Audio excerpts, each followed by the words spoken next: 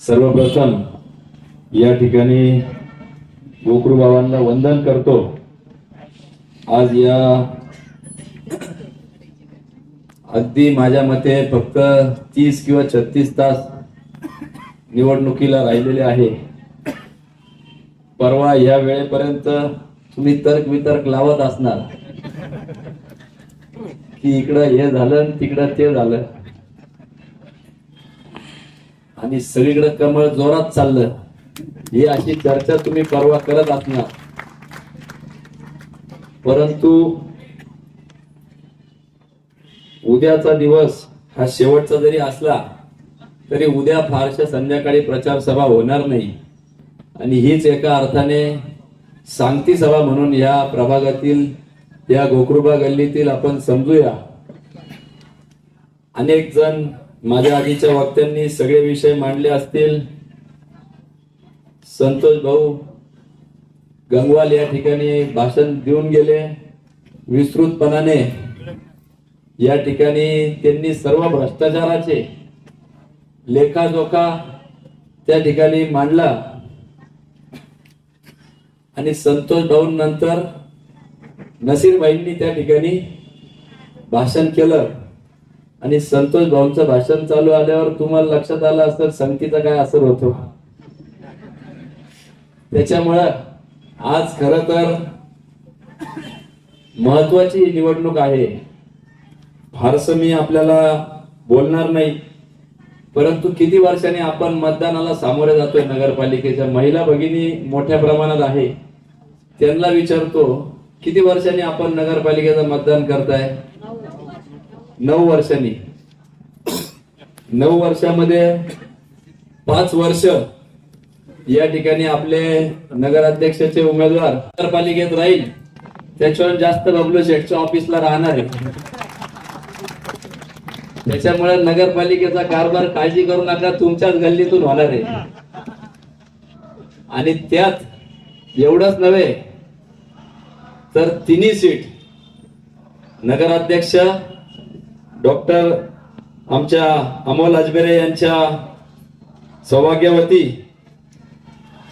अजमेरे भाभी, त्याचप्रमाणे सोनलताई अजमेरे भाभी आणि त्याचप्रमाणे श्री आढाव, या तिघांनाही जर आपल्या प्रभागातून लीड मिळाली तर या ठिकाणी उपनगराध्यक्ष पद देखील या वॉर्डाला मी देण्याचा शब्द या ठिकाणी देतो। आता एवढं दिल्यावर मतदान दुसरीकडे जायला नको अशी माझी अपेक्षा आणि विनंती आहे। कोणी येतील सांगतील अमकं केलं तमकं केलं, हे झालं ते झालं, परंतु कुठल्याही भूलथापांना बळी पडू नका। हे दोघं जण जरी नगरसेवक झाले तरी इथलं नगरसेवक म्हणून कामकाज बबलू शेठलाच पाहायचं आहे। म्हणजे त्यांनाही ते 3रे मेंबर आहे तुमच्या 4 मेंबर तुमच्या वॉर्डामध्ये या ठिकाणी प्रतिनिधित्व तुमचे प्रश्न सोडवायला राहणार आहे। आणि म्हणून आपण नाही हा बरा आहे तो नको, तो बरा आहे हा नको, नाही मग एक मत इकडे टाकून एक मत तिकडे टाकून 3रं तिकडे टाकून हे घोडा बैल करू नका। सर सगळं जे काय असल डोळे झाकायचे, जिथं कमळ दिसल तिकडं बटन दाबायचं। कमळ म्हणजे स्नेहलता ताईंचं कमळ, विवेक भैयांचं कमळ, कमळ म्हणजे नरेंद्र मोदींचं कमळ, विपिन दादांचं कमळ, बबलू शेठचं कमळ, सगळ्यांचं। ही सगळी मंडळी ज्यावेळेस कमळ त्या ठिकाणी निवडून येणार आहे, कोण उमेदवार आहे कोण काय आहे याच्यापेक्षा त्याच्या मागे कोणती ताकद उभी आहे। आज गल्ली ते दिल्ली पर्यंत त्या ठिकाणी सत्ता भारतीय जनता पार्टीची आहे। राज्यामध्ये 1 वर्ष झालंय सरकार येऊन, सत्ता येऊन, मुख्यमंत्री देवेंद्रजी फडणवीस साहेब आहेत। पुढचे 4 वर्ष ते मुख्यमंत्री राहणार आहे। म्हणजे आपली जी नगरपालिकेची 5 वर्षाची कारकीर्द आहे त्यापैकी 4 वर्ष तेच मुख्यमंत्री आहे। त्याच्याही पुढे पुन्हा निवडून येणार आहे, परंतु आज शाश्वती 4 वर्षाची तर निश्चित आहे। त्याच्यामुळं या ठिकाणी आपल्याला 1.5 महिन्यामध्ये 2दा त्यांनी भेट दिली। 230 नगरपालिकेच्या निवडणुका होत्या, फक्त 30-40 ठिकाणी त्यांनी सभा घेतल्या आणि त्यामध्ये आपल्याला एक सभा दिली। म्हणजे इतकं विशेष प्रेम कोपरगाववर त्या ठिकाणी देवेंद्रजी फडणवीस साहेबांचा आहे. आज लोकसभेला आपल्याला त्यांना मतदान करता आलं नाही, चिन्ह नव्हतं, मित्र पक्षाला गेलं होतं. आमदारकीला आपल्याला मतदान करता आलं नाही, मित्र पक्षाला गेलेलं होतं. परंतु एक संधी आहे की आपण आमदारकीला उपमुख्यमंत्र्यांचा उमेदवार त्या ठिकाणी सगळ्यांनीच मिळून निवडून दिला. ते उपमुख्यमंत्र्यांकडून निधी आणतील, परंतु मुख्यमंत्र्यांना जे आश्वासन आपल्याला सभेमध्ये देऊन गेले की तुमच्या विश्वासनामातली विश्वासपूर्ती आम्ही त्या ठिकाणी करू, त्याकरता तुम्ही आमचे सगळे उमेदवार निवडून द्या आणि विजयी सभेला मी त्या ठिकाणी येतो, या ठिकाणी येतो म्हणून त्यांनी आपल्याला शब्द दिलेला आहे. त्याच्यामुळं त्यांचा शब्द कुठेतरी आपल्याला खाली पडू द्यायचा नाहीये. आणि मी तुम्हाला खात्रीलायक सांगतो, काल त्यांच्यानंतर जे पक्षामध्ये सर्वोच्च पद किंवा सर्वोच्च मंत्रालय ज्यांच्याकडे आहे महत्वाचं, असे आपले आदरणीय बावनकुळे साहेब यांनी देखील देवेंद्रजींनी सांगितलं आणि ते आले, आपल्याला अनेक शब्द या ठिकाणी देऊन गेले. घरी जेवायला होते, त्यानंतर मी त्यांना एअरपोर्टला सोडायला गेलो. अतिशय कार्यतत्परतेने त्यांनी कलेक्टर असतील, प्रांत असतील, तहसीलदार नाही, प्रांत आणि कलेक्टर यांना फोन करून सूचना दिल्या की आचारसंहिता संपताच मी असे शब्द या ठिकाणी दिलेले आहे, याची पूर्ततेची कामकाज तुम्ही चालू करायचं आहे. आणि थेट आपल्याला आपल्या पत्रावर सगळे आदेश त्या ठिकाणी त्यांनी स्टेजवर आपण बघितलं असेल तर त्या ऑन दी स्पॉट सगळे शेरे आपल्याला त्या ठिकाणी मारून दिलेले आहे. म्हणून अतिशय भक्कमपणे त्या ठिकाणी आपल्या मागे पक्ष उभे आहे, पक्षातील नेतृत्व उभे आहे. त्यांनी आढावा देखील त्यांच्या विशिष्ट गुप्त यंत्रणेकडून फोनवर घेतला आणि मला सांगायला आनंद वाटतो की त्यामध्ये कोपरगावचे नगराध्यक्ष सहित 20-25 नगरसेवक आपले निवडून येत आहे अशी परिस्थिती आज झालेली आहे. परंतु जे काही थोडेफार राहत आहे त्याकरता आपल्या सगळ्यांनाच प्रयत्न या ठिकाणी प्रामाणिकपणे करायचा आहे. कारण की आज जर बघितलं तर राज्य पातळीवर जे काय विद्यमान आमदार महायुतीचे निवडून गेलेले तिकडच सगळा निधीचा ओघ आहे. आमचेही काही विरोधी आमदार त्या ठिकाणी सभागृहात आहे, ते भेटले का सांगता मला की अतिशय दयनीय अवस्था निधीची आमची झालेली आहे. कुठलंही काम घेऊन गेलं तर सत्ताधारी पक्षाकडे शेवटी स्वाभाविक आहे, ज्या भागातील आमदार किंवा लोकप्रतिनिधी किंवा पक्षाचा कार्यकर्ता निवडून गेला की तिथं लक्ष दिलं जातं. आणि म्हणून एक प्रामाणिक इच्छा आहे की आपल्याही भागाचा विकास आपल्याला करायचा असेल तर एक सूत्री कारभारासाठी नगराध्यक्ष निवडून येत आहे आपल्या, त्याकरता दोन्ही नगरसेवक निवडून गेले तर एक समन्वय राहील. नाहीतर 9 वर्षापूर्वी आपण खाली दिले 20 निवडून आणि वरती काय दाबलं सगळ्यांनी तुम्हाला माहितीये. त्या बॅटने असा कार्यक्रम केला आपला की आपल्याला कुठंच ठेवलं नाही, शहरातच. म्हणून आपल्याला स्टेडियमच्या म्हणजे आपल्याला काय सांगावं, आता टीका करून नाही, परंतु आपली अडचण झाली. आणि आज जर बघितलं तर टीकात्मक आपल्या विरोधकांमुळे आपल्यावर ते बोलत आहे. परंतु त्यानंतर त्याच्या आधी 13 होते, बबलू शेठ त्यावेळेस होते. तुम्ही जेव्हा बबलू शेठला 2011 निवडून दिलं 13 नव्हते, खरं तर 12, 1 आणि 13 कांबेकर साहेब एक होते.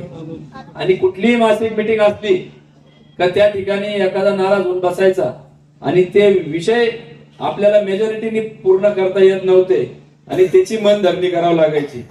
म्हणजे जनतेचे प्रश्न बाजूला, ते नगरसेवकच सांभाळता नाकीन आले. आम्हाला 2 दिवस आधी बरोबर पुण्याला काम निघायचं एखाद्याचं, म्हणून त्याला परत थांबवा, मीटिंग पुढे करा आणि करा.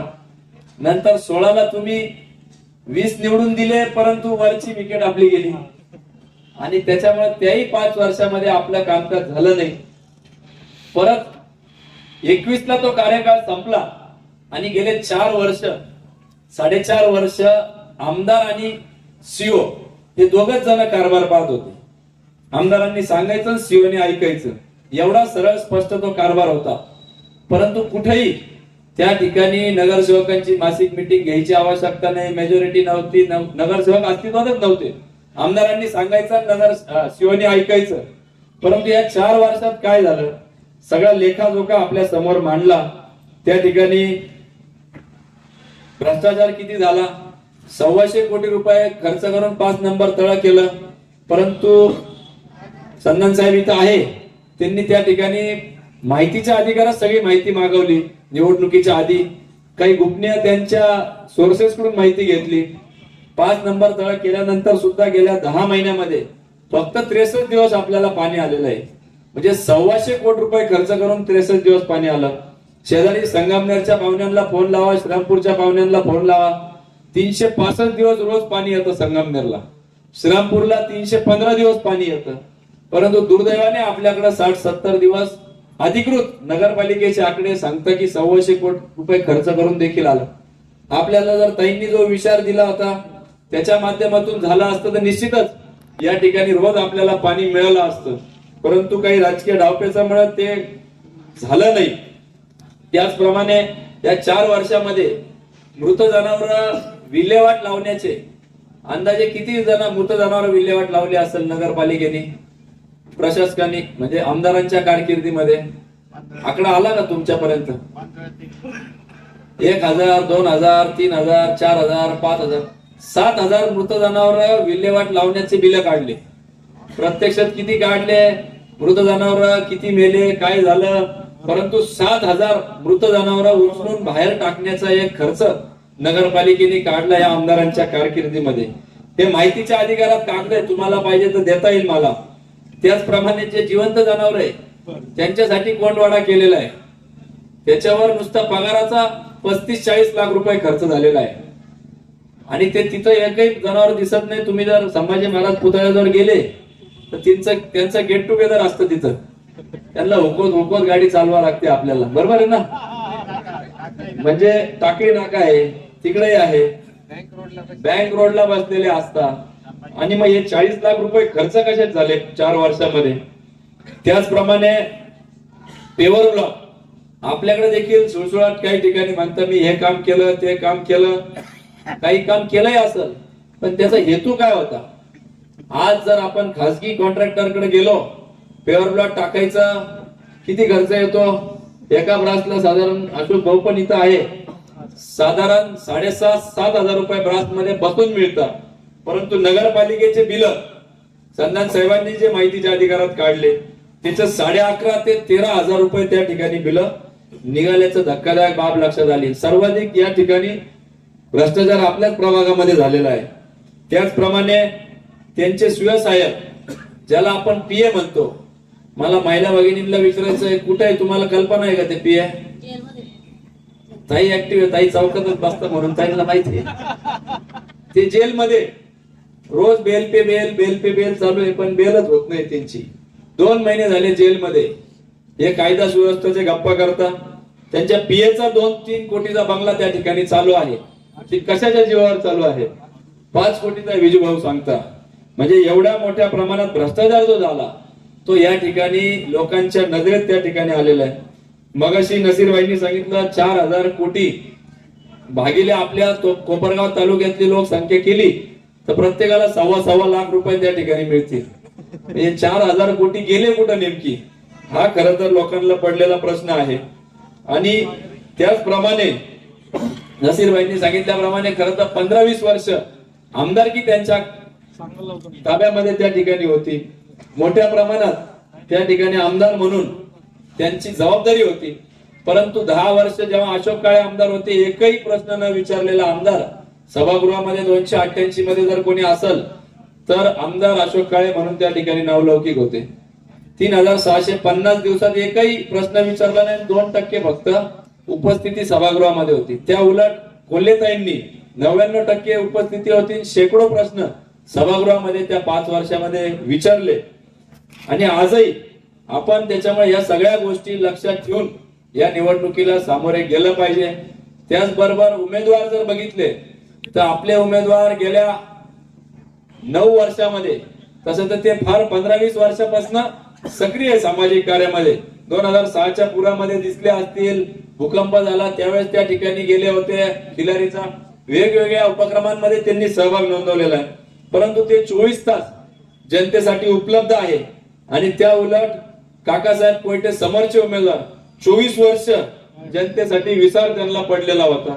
त्याच पद्धतीने प्रत्येक संकटामध्ये आपत्तीमध्ये आपले उमेदवार हजर आहे, परंतु कुठल्याही संकटामध्ये स्वतः मैदानात समोरचा उमेदवार आपल्याला दिसलेला नाहीये.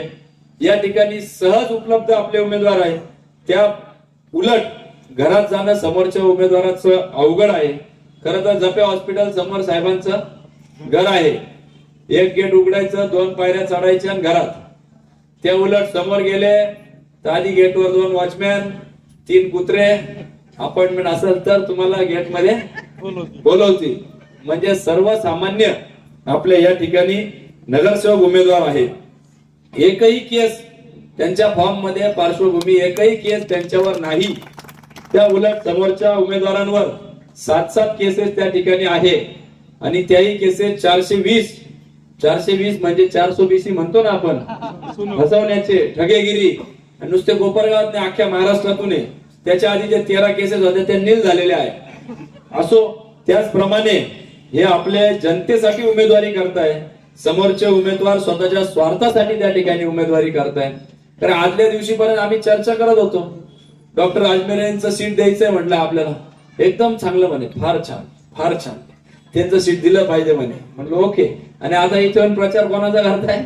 दुसऱ्या सीटात. आणि या ठिकाणी बबलू शेठ माझ्याकडे निरोप घेऊन आले होते. त्यांना खाली उमेदवारी करायची त्यांच्या घरातली. बरोबर आहे की नाही बबलू शेठ? आदल्या दिवशीपर्यंत चर्चा करत होतो आणि अचानक रात्रीतून असं काय घडलं आणि त्यांनी लगेच आपल्यावर त्या ठिकाणी विरोधकांच्या बाकावर जाऊन बसले. मी विचारलं, त्यांनी मला सांगितलं मला महामंडळाचा शब्द दिला, पण 8 एकच घातली की मला इथं उभं राहायला सांगितलं. ते इंटरव्ह्यू मध्ये सांगताय 1 लाख किलोमीटर रनिंग माझी गाडीची होती. मला खरं तर प्रश्न आहे की या 72 किलोमीटर रस्ते आपल्या शहरामध्ये तिथं किती ते फिरले, हा खरा प्रश्न त्यांना विचारला पाहिजे. त्याचप्रमाणे अनेक खरं तर मी बोलू शकतो. सामाजिक उपक्रमामध्ये आपले उमेदवार स्वतः त्या ठिकाणी असतात. समोरचे उमेदवार कधीही आपल्याला दिसत नाही. आपले उमेदवार सत्तेसाठी नव्हे तर सेवेसाठी त्या ठिकाणी आहे. परंतु समोरचे उमेदवार सत्तेच्या लोभापायी त्या ठिकाणी उमेदवारी करतायत.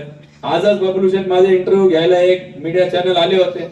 त्यांनी मला विचारलं की मी या राज्यामध्ये सर्वात तरुण नगराध्यक्ष पदाच्याही उमेदवाराचा इंटरव्ह्यू केला आणि 230 पैकी आता माझा इंटरव्ह्यू घेतल्यानंतर ते म्हणे की आता मी सगळ्यात वयस्कर उमेदवाराचा त्या ठिकाणी इंटरव्ह्यू करायला जाणार आहे. म्हणजे आपल्याला कोणाच्या वयावर अडचण नाहीये, परंतु त्या ठिकाणी त्यांनी मला प्रतिप्रश्न केला की तुम्ही त्यांच्या वयावर बोलले. मी म्हटलं मी कधीच त्यांच्या वयावर बोललो नाही, कारण की त्यांनी होऊन त्या ठिकाणी इंटरव्ह्यू मध्ये सांगितलं होतं. पत्रकारांनी आपल्याला प्रश्न विचारला होता की काकासाहेबांनी सांगितलं 76 वय, 3 टाइम इन्सुलिन घेतो, त्यांचं टर्म पूर्ण होतं, त्यांचं वय 81 होईल. आणि त्यामुळे त्याच्या प्रश्नाचं उत्तर म्हणून मी त्या ठिकाणी दिलेलं होतं. मी कधी त्यांच्या वयावर प्रश्न उपस्थित नाही केला, परंतु वेळेवर मी निश्चित प्रश्न उपस्थित करल, कारण की ते राज्यभर फिरत असतात. इथं आपल्याला कोण किती वेळ देणार, आपल्याला हक्काचा माणूस. आज या ठिकाणी मी जर विचारलं तर संधान साहेबांचा नंबर किती जणांकडे आहे, तर किमान 10-15 हात वरती होतील. किती जणांकडे आहे संधान साहेब? आणि समोरच्या उमेदवारांचा किती जणांकडे आहे? तर एखादाही हात विजय भोपळा असेल समजा, जुने संबंध म्हणून असेल जुने संबंध म्हणून, म्हणजे त्याच्यामुळं म्हणजे एसीतला पुढारी नको, आपल्याला सर्वसामान्यांमधला त्या ठिकाणी रस्त्यावर फिरणारा पुढारी त्या ठिकाणी पाहिजे आहे. आणि एवढंच नव्हे, त्याच्याही पुढे जाऊन आपले दोन्ही उमेदवार जे प्रभागामध्ये आहे ते देखील अतिशय उत्कृष्ट सक्षम उमेदवार आपण दिलेले आहे. मला त्यांनाही विनंती करायची की तुम्ही देखील विश्वासनामा, खरं तर डॉक्टर साहेबांचं विजन फार चांगलं आहे, अनेक चांगल्या गोष्टी त्यांनी सांगितल्या. आम्ही देखील आमच्या विश्वासनामामध्ये नगरपालिका आपल्या दारी, जसं आता भेटलो तुम्ही म्हणतील ना तर 5 वर्ष दिसणार नाही, असले आम्ही नाही. मला 4 वर्षांनी परत मतं मागायला यायचंय तुमच्याकडे, त्याच्यामुळे मी त्या ठिकाणी येणार आहे. आपण या ठिकाणी विश्वासनाम्यामध्ये नगरपालिकेच्या शाळेत जे विद्यार्थी आहे, देवेंद्रजींनी सांगितलेलं आहे की त्यामध्ये जे जे शब्द दिलेले ते पूर्ण करण्याची जबाबदारी राज्याच्या मुख्यमंत्र्यांनी घेतलेली आहे. मुख्यमंत्री मोठे का उपमुख्यमंत्री मोठे? मुख्यमंत्री ना. मुख्यमंत्र्यांनी ती शब्द दिलेला आपल्याला. मग आपल्या विश्वासनामा तुम्ही वाचला का माहित नाही, परंतु त्या विश्वासनाम्यामध्ये आपण सांगितलेलं आहे की ज्यांचे ज्यांचे विद्यार्थी हे नगरपालिका शाळेत आहे त्यांची घरपट्टी 20% माफ करण्याचा निर्णय आपण त्या ठिकाणी घेतलेला आहे. एवढंच नव्हे तर महिलांच्या नावावर ज्यांचे घर आहे त्यांची 50% घरपट्टी माफ करण्याचा आम्ही निर्णय घेतलेला आहे. आमच्या महिला भगिनी टाळ्या वाजवत नाही, एक तर त्यांच्या नावाने घर नाही आहे,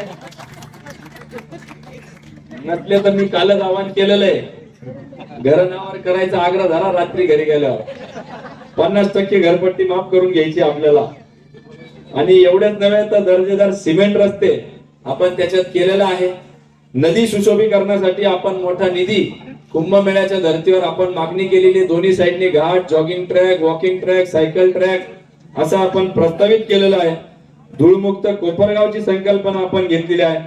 नगरपालिका 16 कोटीचं स्वतःचं बजेट आहे, 30 कोटी बाहेरून येतं, तरी पण आपल्याकडे स्वतःची अँब्युलन्स नाहीये. किती दुर्दैवाची गोष्ट आहे. आपण संजीवनी उद्योग समूहाकडून देत असतो जेव्हा गरज पडते तेव्हा, परंतु तुम्हाला मी शब्द देतो पहिल्या 100 दिवसातच आपण त्या ठिकाणी अँब्युलन्स घेऊन आपल्यासाठी मोफत त्या ठिकाणी सुविधा ती उपलब्ध करणार आहोत. अशा अनेक योजना आहेत. त्या व्यतिरिक्त महिलांना समोरच्या पाठीने फॉर्म पाठवले असतील, शिवणकाम करायचं आले ना, अगरबत्ती किंवा हे सगळे आलेच ना, आले ना फॉर्म आले ना. मी ते सांगतोय तुम्हाला, ते सगळे फॉर्म गोळा करून आमच्या डॉक्टर साहेबांनी श्रीकडे द्या. ते कोणाला तरी त्या ठिकाणी लहान मुलांना विमान बनवण्यासाठी देतील. ते तुमच्या काही कामाचे नाही, ते त्यांना तरी कामी येतील. कारण की ते सपशेल धुळफेक आहे, त्याचा नगरपालिकेचा काही संबंध आहे का? ते पडले तरी करू शकता ना, त्यांना समाजसेवा करायची तर ते करू शकता. त्याला काय नगरपालिकेत पाहिजे असं थोडी आहे. ते वैयक्तिक त्यांच्या उद्योग समूहाच्या वतीने करता येईल. त्या उलट आपण संजीवनी उद्योग समूहाच्या माध्यमातून गारमेंट क्लस्टरला कोणी महिला गेल्या होत्या का? आपल्या इथल्या गेल्या होत्या ना ताई? तुम्ही अजून कोण गेल्या होत्या? तुम्ही तिथंच आहे कामाला का? अच्छा, ते तुमच्याकडे जीवनचं उदाहरण आहे. त्या ठिकाणी आपण गारमेंट क्लस्टर काढलेला आहे. आमच्या महिला काम करतात. थोडस अजून अधिकचं लक्ष आता याच्यानंतर देणार आहोत. त्या ठिकाणी आपल्याला किलर जीन्स असेल, वेगवेगळ्या चांगल्या कंपनीचे ऑर्डर्स मिळत आहे. म्हणजे फक्त बोलायसाठी नाही, तर आपण मोठ्या प्रत्यक्षात ती घटना उतरून दाखवलेली आहे. आणि म्हणून बोलण्यासारखे खूप काही गोष्टी आहेत. या ठिकाणी आम्ही काल परवाच भेट देत देत बबलू शेठ आम्ही फिल्ट्रेशन प्लांटला गेलो होतो. त्या ठिकाणी मासा दिसला. आम्ही म्हटलं बरं आता राजकीय पुढारी म्हणून आम्ही म्हटलं अरे मासा घे व्हिडिओ मध्ये आपल्याला दाखवायला चांगलं होईल. तर 1 2 3 4 100च्या वर मासे गेलेले होते आणि एवढी दुर्गंधी होती. म्हणजे असं वाटलं की हे पाणी आपण फिल्ट्रेशन प्लांट सपशेल धुळपेक लोकांच्या डोळ्यात नगरपालिका करते. 3-3 लाख रुपये त्या ठिकाणी फिल्ट्रेशनचे नुसतं त्या प्लांटवर बिल निघतं महिन्याला, बाकीचा खर्च वेगळाच. आणि बगडे मेलेले, घाण मेलेली, कुठं बेडूक काय अतिशय. आणि त्या पाण्याचं आम्ही जेव्हा टेस्टिंग केलं तर 300 TDS हार्डनेस जास्त, फक्त 100च्या आत TDS पाहिजे प्रमाण आहे. आणि त्याचा परिणाम असा होतोय आपल्या स्किनवर होतोय, आपल्या किडनीवर होतोय, आपल्या केसांवर विविध विकार. त्या ठिकाणी केस, आमच्या मुलांचे जे केस जात आहे आजकाल त्या पाण्यामुळे होत आहे. आणि फार वास. काल परवा आजचं जे पाणी आलंय ते फार घाण. कसं आहे पाणी महिला भगिनी? एकदम घाण पाणी. म्हणजे 300 TDS साधं साफ सुथरं पाणी सुद्धा नगरपालिका देता येत नाही. अशा नगरपालिकेचा खरं तर आपण सगळ्यांनी निषेध केला तितका कमी आहे. असे अनेक उदाहरणं आहेत. परंतु ते कशावर घेऊन जातील निवडणूक? आमच्या याला मारलं, असं केलं, भावनिक करण्याचा प्रयत्न केला. कशातही तथ्य त्या ठिकाणी नाही. त्यांच्या पायाखालची वाळू सरकलेली आहे. आपल्याला येतील आणि सांगतील एक कमळ से डरो, एक कमळाची भीती दाखवतील. अरे ते काय खातं का? आम्ही आहे ना बसलेलो या ठिकाणी ढाल म्हणून. स्वर्गीय कोल्हे साहेबांचे आम्ही सगळे अनुयायी आहोत किंवा त्यांना मानणारे आहोत. त्याच्यामुळं या ठिकाणी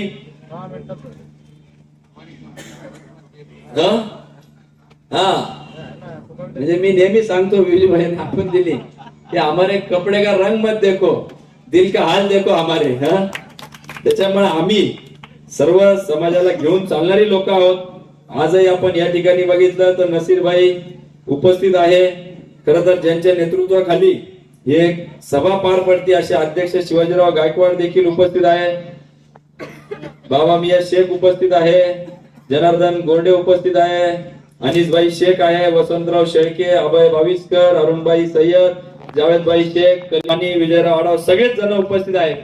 परंतु एक जणांचा आवर्जून उल्लेख करू इच्छितो की ज्यांनी नगराध्यक्ष पदासाठी माघार घेतली असे योगेशजी वाणी देखील उपस्थित आहेत. त्यांचाही टाळ्या वाजवून आपण आभार व्यक्त केला पाहिजे की त्यांनी मनाचा मोठेपणा दाखवला आणि या प्रभागातले दोन्ही सीट आणि नगराध्यक्षासाठी ते धावपळ करत आहे.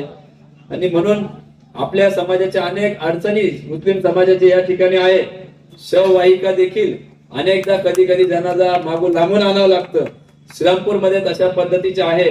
आपल्या हिंदू धर्मियांसाठी आपण ती घेतलेली आहे, परंतु मुस्लिम समाजासाठी देखील आपण त्या निमित्ताने आज घेऊन टाकायचे निर्णय या ठिकाणी मी जाहीर करतो. बोलण्यासारख्या खूप गोष्टी आहे. आपण परवा सकाळी उठायचं, आपल्या श्रद्धास्थानाचं दर्शन घ्यायचं आणि त्या ठिकाणी मतदान केंद्राकडे निघायचं.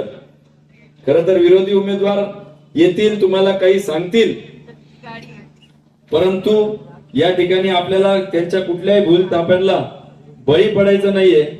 आणि खरं तर श्रद्धास्थानावर आठवलं, गोकुळ बाबांचं आपल्या इथं मंदिर आहे, त्याची अवस्था श्री आणि डॉक्टर साहेब, माझी विनंती राहील की तुमच्या तिघांच्या अंगावर गुलाल पाडल्यावर पहिलं काम तुम्ही ते हाती घ्या आणि त्या पूर्णत्वास न्या, एवढी मी तुम्हाला विनंती करतो. आणि आपल्या सगळ्यांना विनंती करतो की येणाऱ्या 20 तारखेला म्हणजेच परवा आपण कोणाला मतदान करायचं? थोडा कमी आवाज आला हो, अजून काही मनात शंका नाही ना? केंद्रात काय आहे, राज्यात काय आहे, पालकमंत्री कोणाचे, नगराध्यक्ष कोण पाहिजे, नगरसेवक कोण पाहिजे, एवढे सगळी जबाबदारी तुम्ही करा. सगळे दिलेले शब्द पूर्ण करायची जबाबदारी माझी राहील. एवढंच बोलतो आणि माझ्या आपल्याला मनावर थांबवतो. धन्यवाद. स्थिती बघितली तर सगळीकडे धूळ आहे, ती धूळ मुक्त करायची आहे. अशी एक ना अनेक विश्वासनामातली सर्व कामे करायची आहे. त्याचं पालकत्व आपले लाडके मुख्यमंत्री आदरणीय देवेंद्र फडणवीस साहेबांनी घेतलं आहे आणि त्याचाच काल पुनरुच्चार आपले बावनकुळे साहेबांनी पण केलेला आहे. म्हणून फार वेळ न घेता मी आपल्याला एक कळकळीची विनंती करतो की येत्या 20 तारखेला आपल्याला मतदान करायचं आहे. मतदान करून आम्हाला निवडून दिलं म्हणजे काम झालं असं नाही. आमच्या विश्वासनाम्यात वाचा का आम्ही निवडून आल्यानंतर आम्ही एक प्रभाग कमिटी करणार आहोत का ज्यामध्ये ती प्रभाग कमिटी दर 3 महिन्यांनी त्या प्रभागात जाऊन काम करणार आहे. त्या प्रभाग कमिटीमध्ये त्या प्रभागातले 5 ते 7 जण असतील. समजा कोणी डॉक्टर असेल, सामाजिक कार्यकर्ता असेल, वकील असेल, इंजिनियर असतील, असे 5-7 जण प्लस त्या भागातले 2 नगरसेवक व नगराध्यक्ष यांची प्रभाग कमिटी दर 3 महिन्यांनी प्रभागात जाऊन कमिटी काम करणार आहे. त्या मीटिंगला पाणी पुरवठा अधिकारी, स्वच्छतेचे अधिकारी, बांधकाम, सीओ हे सगळे हजर राहतील, जेणेकरून आपले प्रश्न हे जागेवर सुटतील. म्हणजे आपल्याला नगरपालिकेत जावं लागणार नाही, आम्ही आपल्या दारात येणार आहोत. त्याकरिता मी आपल्याला सगळ्यांना कळकळीची विनंती करतो की या परिवर्तनामध्ये आपल्या सगळ्यांची साथ लागणार आहे. नुसते आपलेच नाही तर आपले मित्र असतील, आपले मित्र बाकीचे पाहुणे रावळे असतील, संबंधी असतील, या सगळ्यांना आपण हे सगळं समजून सांगायचं आहे का आपण आता 10 वर्ष मागे गेलेलो आहोत, अजून 5 वर्ष गेले तर पुढच्या पिढीचं प्रचंड नुकसान होणार आहे. म्हणून आपल्याला एक कळकळीची विनंती करतो की येत्या 20 तारखेला आपण आपला आशीर्वाद रूपी मत मी आणि माझ्या बरोबरचे जे 30 नगरसेवक उभे आहेत आणि या प्रभागात आजमेरे भाभी आणि श्री आढाव असे आम्ही 3 जण कमळ या चिन्हावर उभे आहोत आणि इतर प्रभागात कमळ आणि छत्री आहे आणि 4 नंबर मध्ये एक कपशी आहे. तर आपलं बहुमोल मत आम्हाला देऊन आम्हाला आपली सेवा करण्याकरिता निवडून द्यायचं आहे आणि मला विश्वास आहे की ते आपण करणार आणि आम्हाला प्रचंड बहुमताने निवडून देणार. कारण एवढं काम केल्यानंतर पुढचे 5 वर्ष आम्हाला आपलं काम करायचं आहे. म्हणून मी आपल्याला शेवटची विनंती करतो की 20 तारखेला कोणत्याही भूल थापांना बळी न पडता, आता बहिणी जसं सांगितलं, आजपासून रात्री येतील, दिवसा येतील, उद्या येतील, परंतु 20 तारखेला आपण स्वतः सद्विवेक बुद्धीने जाऊन कमळ या चिन्हासमोर 3 बटन दाबायचे आहे. एक बटन नगराध्यक्षाचं आहे आणि 2 नगरसेवकांचे आहे. कारण हे करत असताना 3ही कमळाचे बटन दाबायचे आहे. कारण नगराध्यक्ष आला आणि खालचं जर बहुमत नाही आलं तर उपयोग नाही आणि नगरसेवक बहुमतात आले, नगराध्यक्ष असले तरी काम होणार नाही. त्यामुळे मग आम्ही इथं किती बडबड केली आणि विश्वासनामा काढला तरी उपयोग होणार नाही. म्हणून आपल्याला विनंती करतो की आपण आपलं बहुमोल मत कमळ या चिन्ह समोरील दाबून आम्हाला प्रचंड बहुमताने निवडून द्यायचं आहे, हे मी आपल्याला विनंती करतो आणि माझे 2 शब्द संपवतो. जय. सगळ्यात पहिले मी माझी ओळख करून देतो. माझं नाव प्रसाद बाळासाहेब आढाव. मी आपल्या प्रभागातून उमेदवारी करतोय. उमेदवारी करायचं कारण पहिले तुम्हाला सांगतो का मी माझे या परिसरात असलेले सगळे मित्र नातेवाईक यांनी मला ही उमेदवारी करायला सांगितलं. तू एक सक्षम उमेदवार म्हणून या प्रभागामध्ये चांगलं काम करू शकतो, म्हणून मी ही उमेदवारी आपल्या सगळ्यांच्या जनसेवेसाठी करत आहे. मी इथलाच आहे नाजिम भाई, मी इथंच मोठा झालेला आहे, बरोबर ना मुली? तुमच्या सगळ्यांमध्येच मोठा झालेला आहे, मी गल्लीतलाच. दुसरे लोक म्हणतात, तिकडच्या भागातले लोक म्हणतात की हा उमेदवार परका आहे, हा उमेदवार लांबचा आहे. तर डॉक्टर अमोल आजमेरे असतील, मी आम्ही दोघही या भागात. तुमच्या जवळ 1 मिनिटाच्या अंतरावर आहे. 1 मिनिटात तुम्ही मला फोन केला, आवाज दिला तर मी आणि डॉक्टर दोघही उमेदवार आम्ही इथे येऊ शकतो. पण आमच्या दोघांचीही गरज तुम्हाला पडणार नाही, कारण इथं बबलू शेठ. आम्ही नगरसेवक होणार नाही तर बबलू शेठच नगरसेवक होणार. सगळा कारभार इथूनच बबलू शेठच्या ऑफिस मधून चालणार. हा सगळा तुम्हाला शब्द देतो. आता दुसरा विषय असा, मी व्यवसायाने सिव्हिल इंजिनियर आहे, बांधकाम व्यावसायिक आहे. आणि माझे आजोबा स्वर्गीय माधवराव पाडाव यांच्यापासून आमच्या कुटुंबाला एक राजकीय वारसा लाभलेला आहे. माझे आजोबा सर्वप्रथम लोकनियुक्त नगराध्यक्ष, तसेच सर्वात जास्त काळ या कोपरगाव नगरीचे लोक नगराध्यक्ष. त्यामुळे आमच्या परिवारामध्ये राजकीय म्हणा सामाजिक गोष्टींचा सगळा वारसा पहिल्यापासून आहे. मग समाजकार्याची आवड असल्यामुळं समाजकार्य करता करता राजकारणात आलो. आज तुमच्या समोर उमेदवार म्हणून उभा आहे. माझी या निमित्ताने तुम्हाला विनंती आहे, या गल्लीचे काही प्रश्न असो किंवा ते प्रश्न तर बबलू शेठने ठेवलेलेच नाहीये. प्रत्येकाच्या घरात पाणी आहे, कॉन्क्रीटचे रस्ते. मला एवढंच तुम्हाला प्रश्न विचारायचा आहे की विरोधी उमेदवार दोन्ही जे उभे आहेत आमच्या विरोधामध्ये, ते एक उमेदवार इकडे आले का? मामी आले का इकडे कधी? नाही आले. कोण आलं तुमच्यासाठी? बबलू शेठ. तुमच्यासाठी कोण आहे? आम्ही गल्लीतले, बरोबर ना? तर माझी तुम्हाला विनंती आहे की येणाऱ्या 20 तारखेला जी निवडणूक होणार आहे तिच्यामध्ये तुम्ही सर्वांनी मतरूपी आशीर्वाद आम्हाला द्यावा, आम्हाला बहुमताने निवडून द्यावं. माझ्यासोबत डॉक्टर अमोल आजमेरेंच्या आमच्या भगिनी सोनलताई आजमेरे आणि नगराध्यक्ष पदाचे उमेदवार परागजी संधान साहेब, असे 3ही उमेदवार तुम्ही भरघोस मताने विजयी करा. परवेज भाई आहे का? कधी फोन केला तरी उपलब्ध आहे, बरं का? तुमच्यासाठी कायम सेवेत सदैव राहू, एवढंच या निमित्ताने सांगतो आणि थांबतो. धन्यवाद. त्यामध्ये माझी पत्नी सोनल आजमेरे, आमचं मूल 2 वर्षाचं होतं त्यावेळेस, तरी देखील आम्ही कसली तमा न बाळगता रात्रंदिवस पेशंटची सेवा केली. आम्ही रात्री 2-2, 2:30 वाजता घरी जायचो, आंघोळ करायचो आणि मग आमच्या लहान मुलीला हातात घ्यायचो. अशा प्रकारचा सेवा धर्म आमचा आहे. आणि बबलू भाऊ, मी आधीच डिक्लेअर केलेला आहे की इथून पुढे महिन्यातल्या 2 दिवस दुपारी मी इथे फ्री ओपीडी ठेवणार आहे. आणि त्याचा तुम्ही तुमच्या मुलांसाठी, तुमच्या आरोग्यासाठी निश्चित वापर होईल याची मला खात्री आहे. तरी तुम्हाला मी सर्वांना विनंती करतो की आमचे प्रभाग क्रमांक 7चे आपले दोन्ही सुशिक्षित उमेदवार आणि नगराध्यक्ष पदाचे पराग संधान साहेब यांना प्रचंड बहुमताने विजयी करा. 3ही बटन कमळावर दाबून कमळ कमळ कमळ एवढंच डोक्यात ठेवा आणि कोपर गावामध्ये आपली कमळाची सत्ता आणून द्या, हीच विनंती करतो आणि थांबतो.